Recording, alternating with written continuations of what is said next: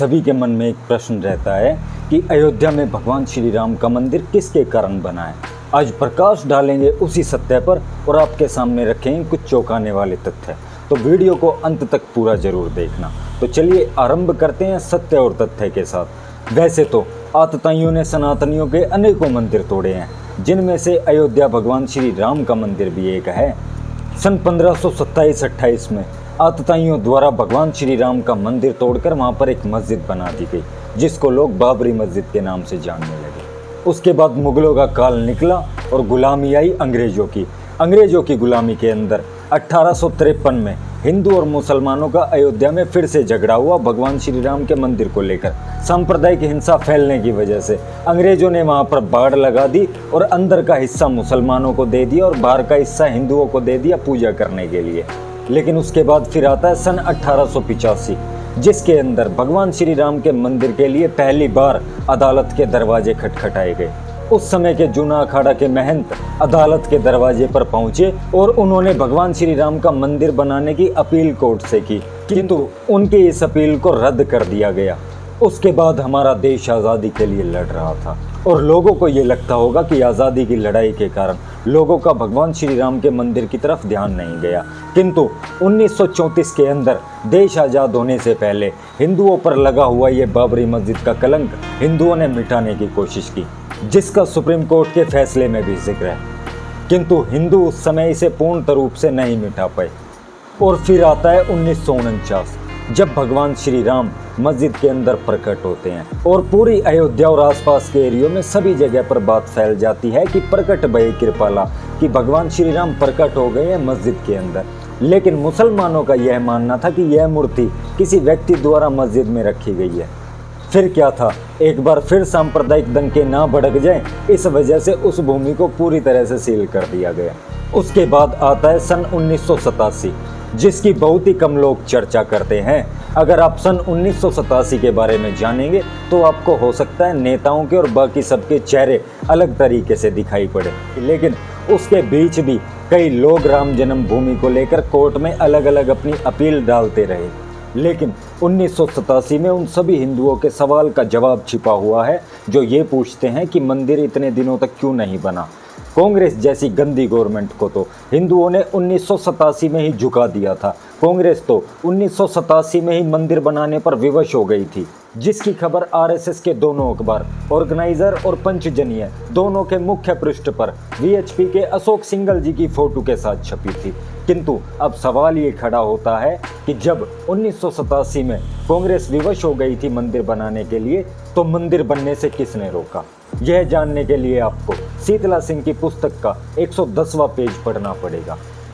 जब कांग्रेस मंदिर बनाने पर विवश हुई तो वीएचपी के महामंत्री अशोक सिंघल जी ने इसका सपोर्ट किया और उसके लिए एक ट्रस्ट भी बनी। किंतु उसके बाद एक मीटिंग होती है झंडेवालान आरएसएस के ऑफिस में, जहां पर आरएसएस प्रमुख बाला साहब देवरस जी द्वारा अशोक सिंघल जी को डांट लगाई जाती है। और वो डांट क्यों लगाई जाती है? क्योंकि अशोक सिंघल जी ने राम मंदिर बनने का सपोर्ट किया था, जबकि आरएसएस के प्रमुख ये चाहते थे कि भगवान श्री राम का मुद्दा लोगों में तेजी से फैल रहा है और वह इस मुद्दे की आड़ में दिल्ली की सत्ता पर राज करेंगे। इसीलिए उन्होंने अशोक सिंघल जी को डांट भी लगाई और मंदिर बनने से एक बार फिर रुक गया। और अशोक सिंघल जी को ये तक बोला गया कि आपने हमारे आंदोलन की पीठ में छुरा घोंपा है। पहले तो मुझे भी इन बातों पर थोड़ा संदेह था, लेकिन जब मैंने इन चीज़ों को लेकर शीतला सिंह जी की पुस्तक में प्रमाण देखे तो मेरे दिमाग में चीज़ें क्लियर हो गई। यह है उस समय के ऑर्गेनाइजर और पंचजनीय अखबार के मुख्य पृष्ठ की फोटो। ये देखकर मैं भी इन चीज़ों को नकार नहीं पाया। उसके बाद आता है सन 1990 के अंदर दो बड़े कारनामे हुए। एक तो कश्मीरी पंडितों को मुसलमानों द्वारा कश्मीर से निकाल दिया गया और दूसरा शुरू हुई आडवाणी जी की रथ यात्रा।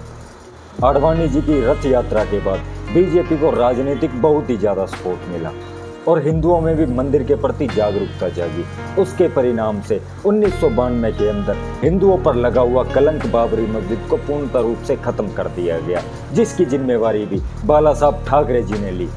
और इसमें भी अनेकों हिंदू शामिल थे। कई लोग तो इसमें आरएसएस के ऐसे थे जो बाबरी मस्जिद गिराते समय तो अयोध्या में थे, लेकिन बाद में उन लोगों ने इस्लाम को कबूल किया और न जाने कितनी मस्जिदों का निर्माण कराया।